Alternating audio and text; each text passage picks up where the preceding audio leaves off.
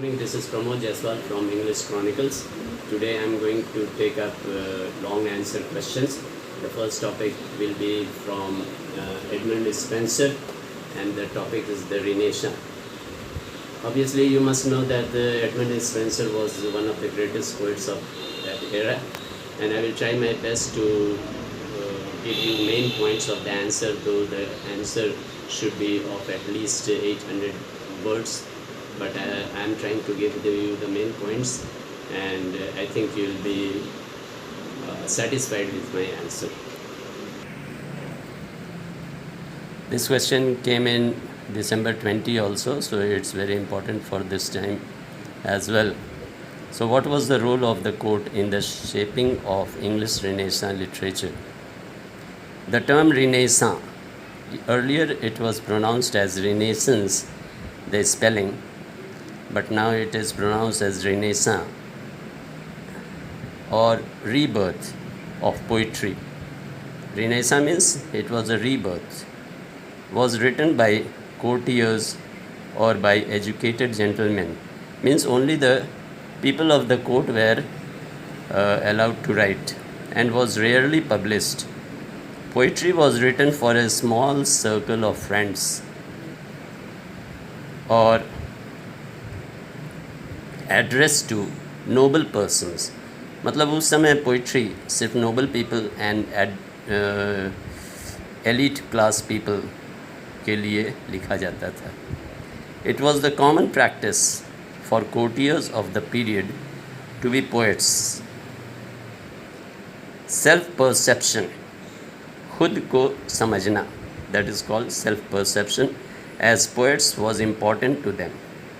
A few poets of the Elizabethan period were Thomas Wyatt, Walter Raleigh, and John Davis were first courtiers and then poets. पहले ये लोग courtier में थे, मतलब court के members थे, उसके बाद वो poets बने. Most of these poets were unwilling to offer their own work and themselves. Their complaints were not against the conceptions of poetry, माने उनका वो अगेंस्ट नहीं थे कॉन्सेप्ट के प्रति, so much as against their actual poetic work. तो ये पहले शुरुआत थी, इसलिए अपना पोइटिक वर्क देने में भी वो घबराते थे. was likely to be made fun of, सोचते थे कहीं उनका मजाक न उड़ जाए. At first the poets felt themselves to be degraded, महसूस किए कि उनका बेइज्जती हो रहा है.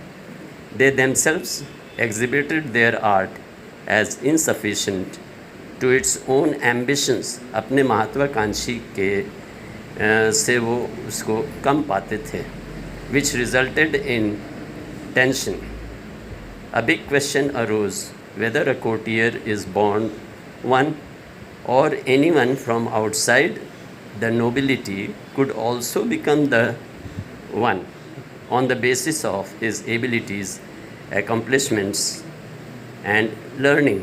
मतलब ये कह रहे हैं कि कोई भी बन सकता था, या जो उसका कोई बेस है कि उसके एबिलिटी पर, उसके प्राप्त करने पर तब बनते थे.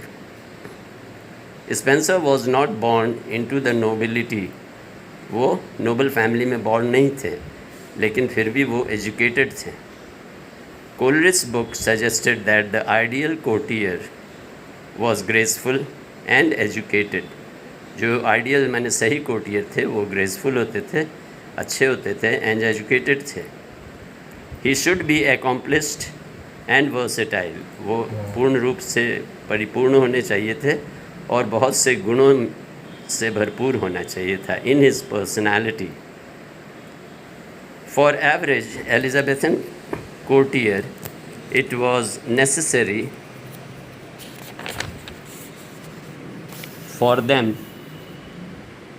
to show loyalty to the monarch. Thus it took the form of self-deprecation, मतलब pardoning, forgiveness, and was much practiced as a means of displaying one's accomplishments, even though they were diminutive and downtrodden. कितने भी छोटे हों महत्वपूर्ण नहीं भी हो तब भी उनके लिए ये मायने रखता था कि वो पार्डनिंग के लिए कहें। Before the queen they showed self deprecation, वो पार्डनिंग के लिए क्वीन के सामने प्रस्तुत होते थे। But for Spenser this was a problem.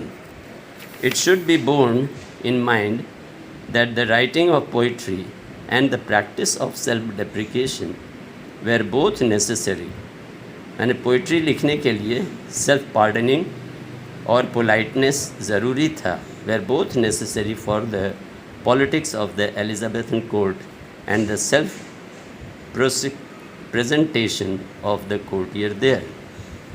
तो अगर आपको मेरा एक्सप्लेनेशन पसंद आया हो तो आप इसे लाइक करें, share among your friends and please subscribe to my channel कि आपको हमेशा कुछ न कुछ नए आंसर्स मिलते रहें।